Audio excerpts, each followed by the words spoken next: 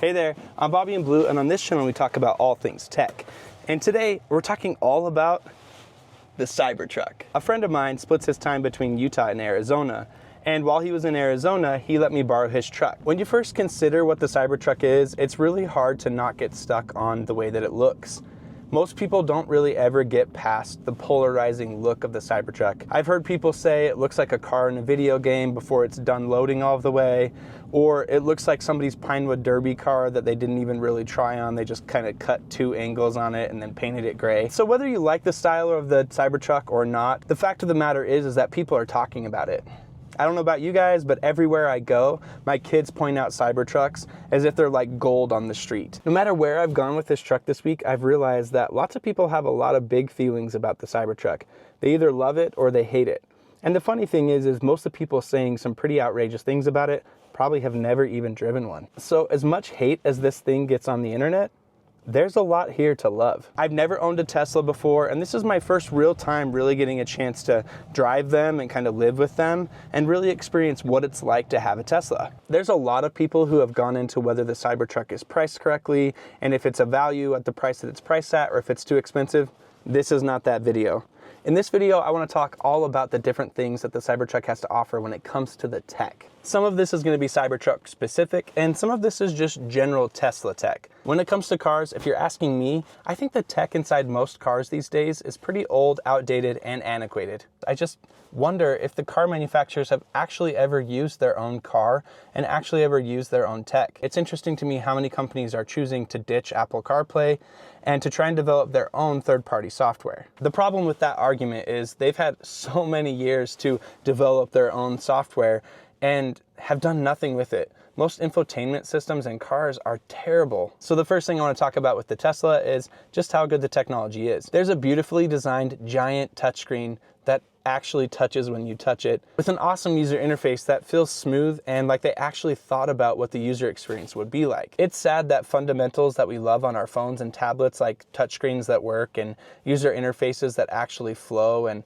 are fun to use, are such a big leap for car manufacturers to bring to their cars. So much so that it almost feels like a giant disruption for Tesla to have such great tech in their cars and have it just work. So I've been living with the Cybertruck as my daily driver for the last 7 to 9 days, and here are the things that I've learned about it. Into the truck, you just press right here where the light is and it pops out, and then you just grab the handle like this.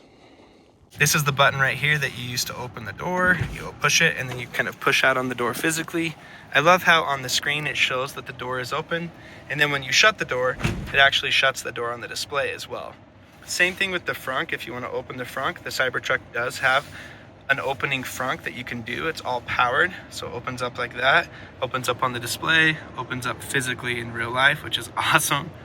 And then same thing when you close it, you can close the frunk by touching on the screen and it will close it as well. It's closing it physically, it closes it digitally on the screen. To use your turn signals, you just press these buttons on the steering wheel. This is the way that the glove box opens. You just touch something on the screen and it slides out like this awesome little drawer. Oh, and do you want to close it? Oh, you just touch that and it slides away. Even the way that you shift into drive is interesting. You put your foot on the brake and you just roll this car forward like this, and then look, it's ready to drive. You can tap to put it in park like this, or if you're still in drive and you start to get out and you take your seatbelt off, the car just puts itself into park. These are the cup holders as well as the 2 charging pads for your phone. There's one on either side. This is kind of a storage area down below that you can store different things in. And then the gigantic display, the yoke steering wheel, and this awesome gigantic front piece of glass. The glass goes up to this kind of interior line here, and then it continues past that for the back as well.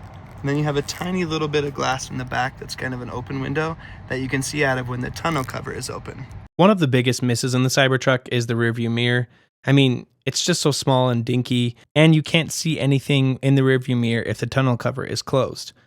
They do give you the video feed from the rear camera here on the screen, but they really should have put a digital rear view mirror up here so you could see the rear camera feed where the rear view mirror is. Another thing I expected to be better was the camera quality. There were many times where the sun or lights from other cars made the cameras pretty much unusable. This is a pretty big miss for me, especially because you pretty much use a camera as your rear view mirror. There's a button that you can push to wash the front camera. Here's what it looks like from inside, and here's what it looks like on the outside of the truck. Another one of my favorite things about the Tesla is the awesome user interface. Watch what happens when you minimize your map screen.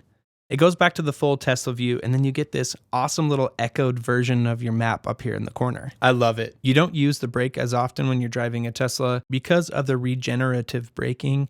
When you let off the gas, it slows down the car. These tires just look mean, and they're styled specifically for the truck. You can open up the tonneau cover here. Press the button right here to open it up. You can also press this button to open up the tailgate. Though the tailgate is something that you have to manually close, just lift up on it like a regular tailgate. I love the back of the truck. These are all the different, connection points that you can use if you're tying something down in the back. And then you can see there's a light bar that lines the entire side of it as well, which I love. Truck bed is a lot bigger than most people think. And there's also this area that you can open right here, which I think is awesome. Just an additional storage area. Cool thing is this has a plug in the bottom of it, so you can treat this like a cooler, and then when you're done and the ice melts, you just pull the plug and it drains out the bottom. On the side of the truck bed here, you have 2 standard home outlets and a 240 outlet. This is what it's like when the tonneau cover is closing.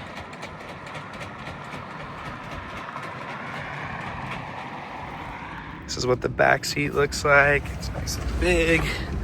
It's got this awesome screen right here so that your kids can, play or watch a movie. Nice amount of space. I love this gigantic open roof that's back here for the back seat. It's awesome. You can also pull the tab on the side and fold up the rear seats to give yourself a nice big cargo area. There is a center console here with cup holders. You can push this back up, which is awesome.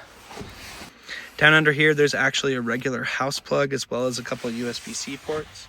It's hard to see, but sitting in the back seat is awesome. There's just a ton of room. It's a nice full back seat. I am 6 foot even, and this is what it looks like with my head against it. I probably have this much space between my head and the top of the truck. One of my favorite things about the Cybertruck, and I guess all of the Teslas, is FSD. That stands for full self-driving, and in the past, it's kind of been like glorified cruise control that kind of worked. But ever since this version 13 came out, it seems to be a lot better and a lot more robust. I'm going to show you a little bit about what FSD looks like now. You start by just hitting the navigate button here, and you can type in an address, or you have different things that you can do. This is a pizza shop that I went to yesterday, so I'm just going to use it as an example. It loads up the address and it tells you the general things that you would expect from navigation. And then you can just kind of start driving. I'm going to shift the car into drive by swiping forward here. Just let on the gas and just start pushing the gas here. If you want to start FSD, you just press in on this right here, and the car turns into FSD mode. This is not full self-driving. This is what's called supervised self-driving. So even though the car is driving itself, you do have to remain looking at the road. Something that I think is awesome that Tesla has done is if you look away and you are not paying attention while the car is driving, it'll beep at you and give you a warning. If the car gives you too many warnings, then Tesla will take FSD away from you. There is definitely a lot to still learn about driving a Tesla or the Cybertruck, but I had a blast driving this for the last 9 or 10 days. It's interesting, almost everyone that I took for a ride in the Tesla, they had a lot of feelings or thoughts about it on the front end, thinking the car was ugly and it was just this terrible monstrosity. And then most people, when they got inside the car and actually saw what it could do and felt what it was like to go for a ride in it, ended up thinking it was more like a spaceship and like they had just seen what the future of automobile technology might look like. The Cybertruck is a very expensive vehicle, and I'm not sure it's something that I really want to spend the money on. The dreaded day has come, and it's time for me to get in the truck for one last time and drive it back to its owner. As I drive away and drive this back to its owner, I can't help but feel like there's going to be a Cybertruck in my future. Thanks for watching. I'm Bobby in Blue. Follow for more on how to get the most out of your tech.